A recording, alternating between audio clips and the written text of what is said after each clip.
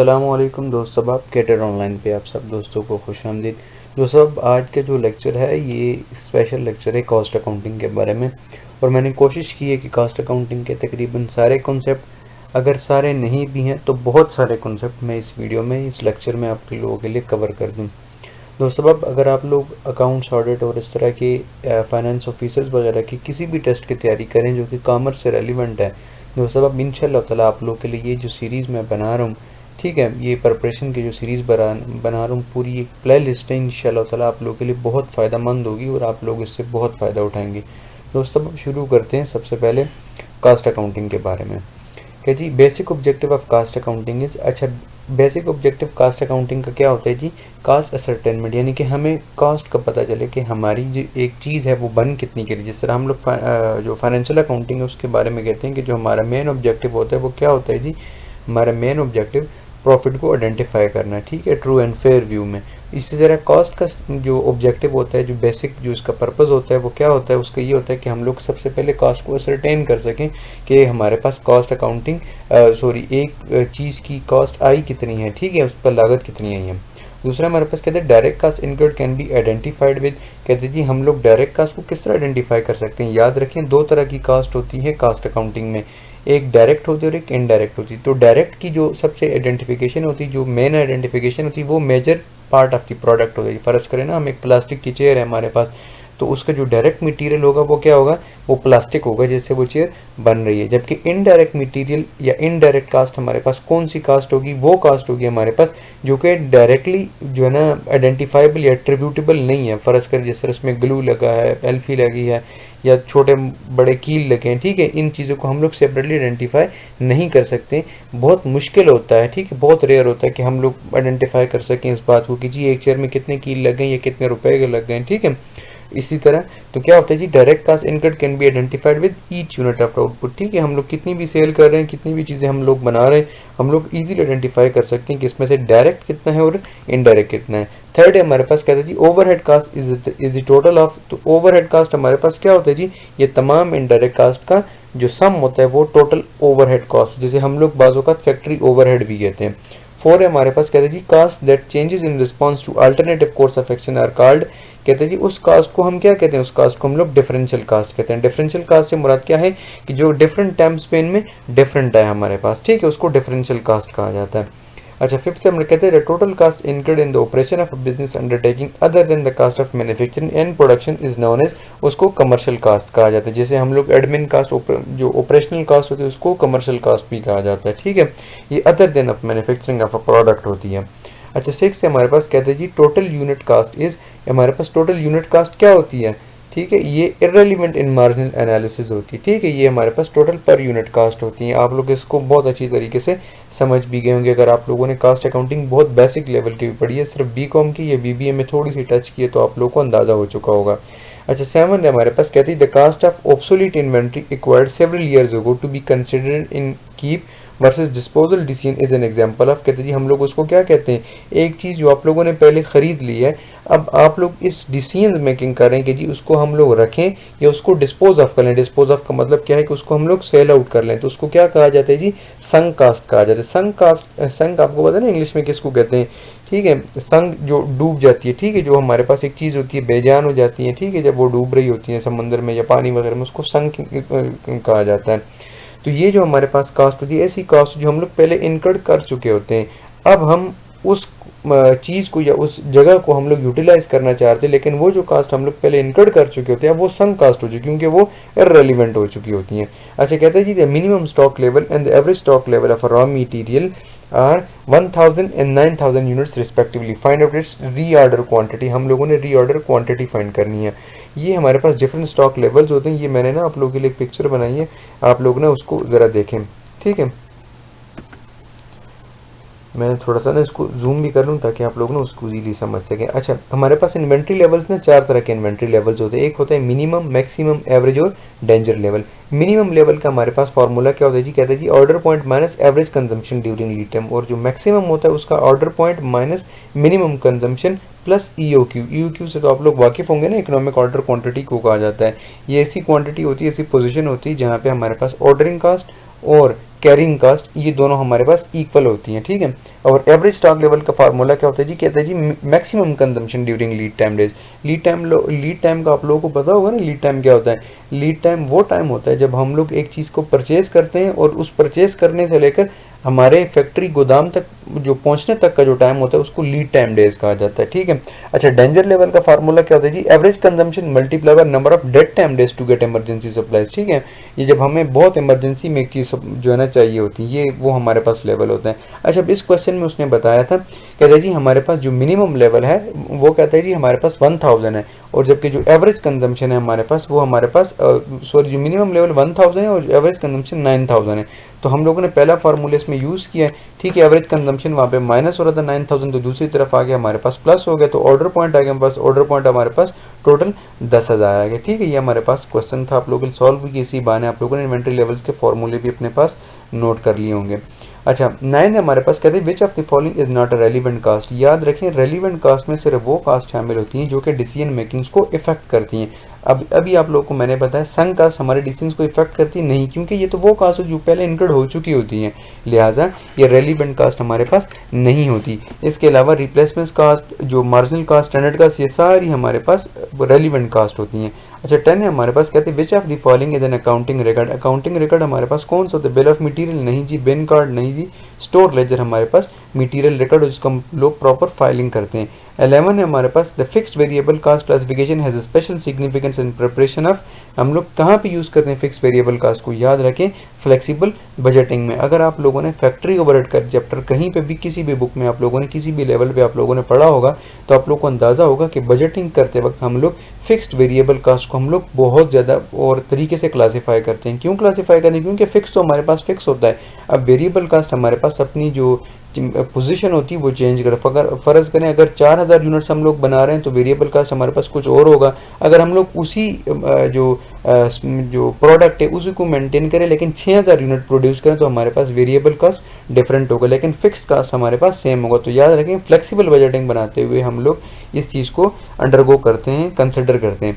अच्छा, 12 में हमारे पास कहते हैं जी exchange losses or gains after purchase transaction is complete is treated as, याद रखें उसको फाइनेंस कास्ट कहा जाता है। ये मैंने ना आप लोगों को कैश फ्लो स्टेटमेंट में, जब हम लोग पिछला जो हमारे पास जो लेक्चर था कैश फ्लो स्टेटमेंट के बारे में, उसमें बड़ी डिटेल से भी बता दिया था। कहते हैं जी which of the following cost linked with the calculation of cost of inventories. कहते हैं जी कौन सी कास्ट हमारे पास जो कैलकुलेशन ऑफ इन्वेंट्रीज होती हैं वहाँ पे लिंक करती है। तो याद रखें प्रोडक्ट कास्ट जो होती है हमारे पास, जो मटीरियल लेबर और एफओएच की जो कास्ट होती है उसको प्रोडक्ट कास्ट कहा जाता है। वो हमारे पास लिंक करती है किसी भी इन्वेंट्रीज को कैलकुलेट करते हुए, ठीक है। पीरियड कास्ट ये चीज़ें हमारे पास शामिल नहीं होती, क्योंकि पीरियड कास्ट भी कास्ट होती है ना, जिस तरह फिक्स कास्ट होती है हमारे पास, इनको तो हम लोग नहीं लेते, ठीक है। 14 पॉइंट क्या है जी, average consumption multiply by average emergency time is a formula for the calculation of. अभी हम लोगों ने इन्वेंट्री लेवल जब हम लोग पढ़ रहे थे उसमें हम लोगों ने सीख भी रहे थे, ये किसका फार्मूला होता है, डेंजर लेवल का फार्मूला होता है। अच्छा, ईओक्यू क्या होता है, अभी आप लोगों को मैंने बता भी दिया। ईओक्यू हमारे पास क्या होता है, ये ऐसा पॉइंट होता है जहाँ पे हमारे पास जो ऑर्डरिंग कास्ट और कैरिंग कास्ट ये दोनों आपस में बराबर होते हैं, वो हमारे पास ईओक्यू पॉइंट होता है, यानी कि इकोनॉमिक ऑर्डर क्वांटिटी पॉइंट होता है। अच्छा, कहते हैं जी when closing stock is overvalued, ये कहते हैं जी अब आपके पास जो क्लोजिंग स्टॉक है वो ज़्यादा हो जाए, हम ओवर वैल्यू करेंगे तो उसका इफेक्ट क्या होगा। अब जाहिर सी बात है हमारे पास जो प्रॉफिट होगा वो क्या हो जाएगा जी, ज़्यादा हो जाएगा, क्योंकि हमारे पास क्लोजिंग स्टॉक हम लोगों ने ज़्यादा शो किया होगा। अच्छा, 17 कहते हैं which of the following is not true, small companies break even point. कहते हैं जी ब्रेक इवन पॉइंट के बारे में, कंपनीज के बारे में क्या ट्रू नहीं है। और डी पॉइंट होगा हमारे पास इसमें, कहते हैं total contribution margin equals to total variable expenses. याद रखें जो कंट्रीब्यूशन मार्जिन और ग्रॉस प्रॉफिट में थोड़ा सा फर्क होता है। अगर आप लोगों ने अकाउंटिंग पढ़ी है, कास्ट अकाउंटिंग अगर आप लोगों ने पढ़ी है थोड़ी सी एडवांस लेवल की, ये बीकॉम लेवल की नहीं है, बीबीए लेवल की नहीं है, थोड़ी सी एडवांस लेवल की कास्ट अकाउंटिंग है। दो तरह की कास्टिंग हम लोग पढ़ते हैं, एक होती है मार्जिनल कास्टिंग, एक को हम कहते हैं एब्जॉर्प्शन कास्टिंग। जब हम लोग मार्जिनल कास्टिंग कैलकुलेट करते हैं तब वहाँ पे हम लोगों सेल्स में से वेरिएबल एक्सपेंसेस को माइनस करते हैं, तो जो जवाब हमारे पास आता है उसको कंट्रीब्यूशन मार्जिन कहा जाता है। याद रखें एब्जॉर्प्शन कास्टिंग में हम लोग सेल्स में से वेरिएबल एक्सपेंसेस माइनस नहीं करते बल्कि वेरिएबल प्लस फिक्स करते हैं, यानी कि टोटल एक्सपेंसेस माइनस करते हैं। तो जो हमारे पास जवाब आता है उसको हम लोग अपना प्रॉफिट कहते हैं, कंट्रीब्यूशन मार्जिन हम लोग उसको नहीं कहते। तो ब्रेक इवन पॉइंट कौन सा पॉइंट होता है, ये ऐसा पॉइंट होता है जहाँ पे हमारे पास sales minus total expenses is equal to zero होते हैं, यानी कि sales is equal to total expenses होते हैं, ठीक है। कंट्रीब्यूशन मार्जिन इसमें नहीं आता। अच्छा, ये क्वेश्चन है आगे 18, ये मैंने आप लोगों के लिए सॉल्व भी किया, ब्रेक इवन को बाकायदा तौर पर बताया भी है। Colour company sells a single product for ₹28 per unit. कहते हैं जी उसके पास एक प्रोडक्ट है जो कि उसकी कीमत उसने 28 रुपये रखी है। कहते हैं if variable cost are 65% of sale. कहते हैं जी अगर आपके पास जो वेरिएबल कॉस्ट है वो 65% ऑफ सेल्स है, और जबकि फिक्स कॉस्ट हमारे पास 9800 है, तो आप लोग हमें ब्रेक इवन पॉइंट बताएं। दोस्त अब ये आप लोगों ने मैंने सॉल्व भी किया है, इंशाल्लाह ताला आप लोगों को इससे भी बहुत क्लियर हो जाएगा, ब्रेक इवन पॉइंट के बारे में भी आप लोगों को क्लियर हो जाएगा। अच्छा, ब्रेक इवन पॉइंट कौन सा होता है जी? ऐसा पॉइंट होता है जहाँ पे सेल्स बराबर होती है हमारे पास टोटल कास्ट के, यानी कि इन अदर वर्ड्स हम लोग ये कह सकते हैं कि sales minus total cost is equal to zero होते हैं। अब टोटल कास्ट में हमारे पास दो चीज़ें शामिल होती हैं, कौन कौन सी? फिक्स्ड और वेरिएबल, ठीक है। अब इस क्वेश्चन में उसने बताया, कहता है जी फिक्स कास्ट हमारे पास 9800 है, जबकि वेरिएबल कास्ट वो 65% ऑफ सेल है। तो इसका मतलब क्या हुआ? टोटल एक्सपेंसेस हमारे पास 100% है, फिक्स्ड हमारे पास, अगर वेरिएबल 65 है तो फिक्स कितने हो गए? 35, क्योंकि 100 में से 65 माइनस करें तो 35 ही होते हैं ना, तो दोनों साइड आपकी बराबर हो जाएंगे, ठीक है।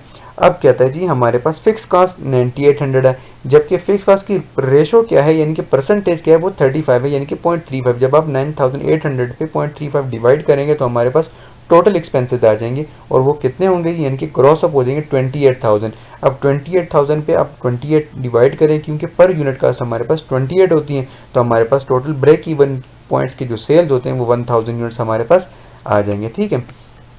अच्छा, आगे 19 है, कहते हैं which of the following is traditional approach for costing. याद रखें, एब्जॉर्प्शन कास्टिंग पुराने ज़माने में इस्तेमाल होता था, क्योंकि हम लोग इसमें फिक्स कॉस्ट लिए करते हैं। लेकिन अब जदीद मॉडर्न अकाउंटिंग वाले लोग कहते हैं कि नहीं जी, फिक्स कॉस्ट तो फिक्स कॉस्ट होती है, वो तो आपकी इनकर होनी है, चाहे आप काम करें या ना करें। लिहाजा अब लोग कंट्रीब्यूशन मार्जिन पे चलते हैं, यानी कि मार्जिनल कॉस्टिंग को यूज़ करते हैं। ये मॉडर्न मेथड 20 है, कहते हैं which of the following would not lead to an increase in net cash flow.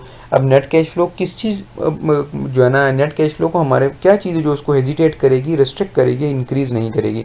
याद रखें, डेप्रिसिएशन। क्यों? डेप्रिसिएशन नॉमिनल कास्ट होती है, ये कोई रियल कास्ट नहीं होती। अच्छा, आगे कहते हैं which of the all of the following are features of relevant cost except. कहते हैं रेलिवेंट कास्ट की तमाम मिसालें हैं, लेकिन क्या चीज़ हमारे पास मिसाल नहीं है कि relevant cost is a sunk cost, क्योंकि हमें पता है रेलिवेंट कास्ट में संक कास्ट शामिल नहीं होता, लिहाजा ये इसमें शामिल नहीं है। 22 है, कहते हैं which of the following statement is true about the relevant cost. तो याद रखिए, रेलिवेंट कास्ट आपके पास अपॉर्चुनिटी कास्ट होती है।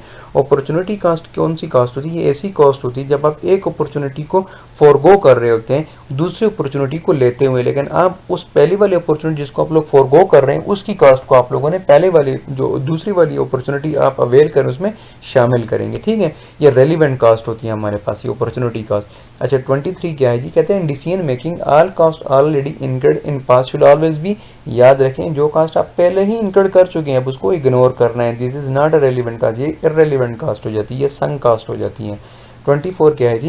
कहते हैं in cost accounting unavoidable loss is charge to which of the following. Unavoidable loss कौन से लॉसेज होते हैं जी? दो तरह के लॉसेज होते हैं ना कास्ट अकाउंटिंग में, वैसे भी अकाउंटिंग में, एक होते हैं जी नॉर्मल और एक होते हैं एबनॉर्मल। याद रखें, नॉर्मल लॉस की कोई अकाउंटिंग नहीं होती, बल्कि ये खुद ब खुद ही ट्रीट हो जाते हैं, खुद ब खुद ही कास्ट ऑफ इन्वेंट्री को ज़्यादा कर लेते हैं।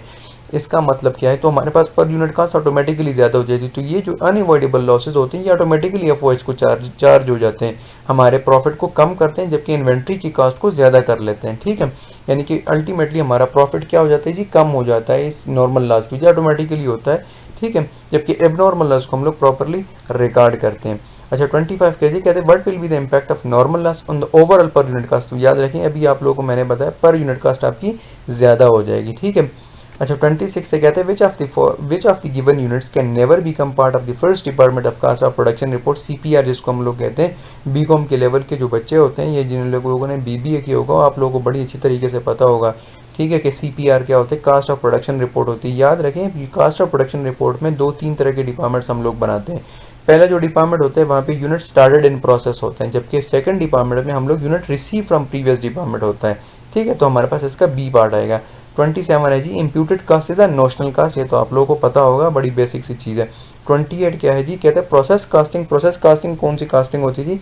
ऐसी कास्टिंग होती है जिसमें एक काम लगातार हो रहा होता है, यानी कि जिसमें कोई और स्पेसिफिकेशन नहीं। जिस तरह फ़र्ज़ करें शुगर है हमारे पास, आप एक शुगर लगातार बना रहे हैं, सीमेंट है तो आप लगातार बना रहे हैं, ऑयल है तो आप लगातार प्रोड्यूस करें, इसमें कोई क्वालिटी नहीं है कि जी अच्छा ऑयल करें या कम ऑयल करें, फलां करें, डीम करें। या चीनी है, जिस तरह मैंने एग्जांपल दी है, चीनी गुलाबी चीनी नहीं भाई, एक चीनी एक ही किस्म होती है, सारे लोग उसी को जो है ना चला रहे होते हैं। तो प्रोसेस कॉस्टिंग वहाँ पे इस्तेमाल होती है। आप लोगों को पता होगा ना प्रोसेस कॉस्टिंग के बारे में, ठीक है। एक होती है बैच कॉस्टिंग, होती है कि job order costing. Batch costing कहाँ पे होती है, जब आप यहाँ पे छोटे छोटे बैचेस में आप लोग बना रहे होते हैं। जिस तरह फर्ज करें टॉय मैन्युफैक्चर कर रहे हैं, मोबाइल फ़ोन मैन्युफैक्चर कर रहे हैं, या टेलर सूट मैन्युफैक्चर कर रहे हैं, ये क्या होती है, बैच कॉस्टिंग होती है। जबकि जॉब ऑर्डर कास्टिंग, जिस तरह आप लोग फर्ज करें फर्नीचर प्रोड्यूस कर रहे हैं, ठीक है। अब फर्नीचर, अगर मैं बेड की एग्जांपल दूं, बेड क्या होगा, हर बंदे के लिए डिफरेंट होगा, तो वहाँ पे जॉब ऑर्डर कास्टिंग यूज़ होती है।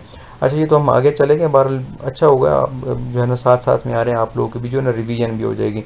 29 जी, costing refers to the techniques and process of ascertainment of cost. ये तो बड़ी बेसिक है, हम लोगों ने पहले सीख भी लिया है। कहते हैं जी cost accounting was develop because of the, क्यों डिवेलप हुई है, क्योंकि ये लिमिटेशन थी फाइनेंशियल अकाउंटिंग की। Financial accounting per unit cost को सर्टेन नहीं था कर रहा, लिहाजा हम लोग कॉस्ट अकाउंटिंग की तरफ आ गए। कहते हैं जी मल्टीपल 31 है, multiple costing is the technique of using two और more costing method for ascertainment of cost by the same firm. याद रखें, एक ही फर्म होती है जो कि मुख्तलिफ टेक्निक्स को यूज़ करे ताकि अपने कॉस्ट को वेरीफाई कर सकें कि हम लोग जो कॉस्ट प्रोड्यूस करें, जो या जो हमारे पास कॉस्ट है, ये ठीक भी है या नहीं है। 32 है जी, the cost which is to be incurred even when a business unit is closed is a shut down cost होती है। यानी कि जब आपका बिजनेस शट डाउन हो रहा था तो उस दौरान जो कॉस्ट आप प्रोड्यूस करते हैं उसको शट डाउन कॉस्ट कहा जाता है।